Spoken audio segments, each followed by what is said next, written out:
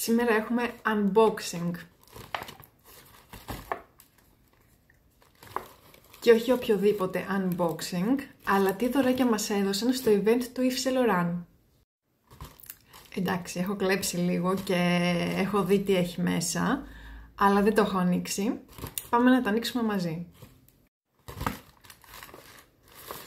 Αχ, πώς μου αρέσει η τσαντούλα.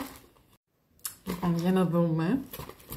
Λοιπόν, μέσα έχει δύο δωράκια. Το πρώτο είναι μία μάσκαρα.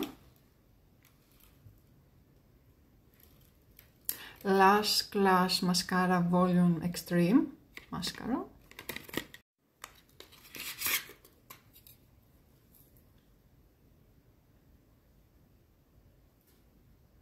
Δεν την έχω δοκιμάσει, θα την ανοίξω όμως άλλη στιγμή γιατί έχω πάρα πολλές ανοιχτές αυτή τη στιγμή.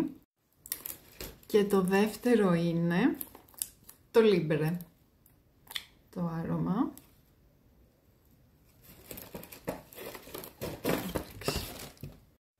Ξέρω πως μυρίζει, αλλά και αυτό το είχα. Βέβαια είχα σκοπό να το αγοράσω, οπότε είμαι τυχερή που το πήρα και δωράκι.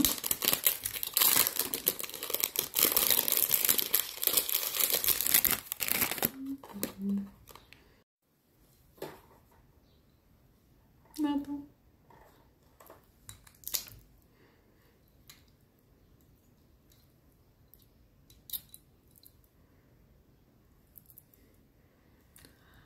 Φανταστικό.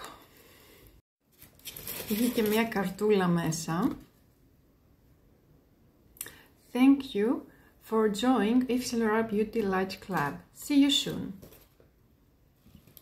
Και εγώ ευχαριστώ πολύ, Yves Saint Laurent. Περάσαμε υπέροχα. Ελπίζω να τα ξαναπούμε.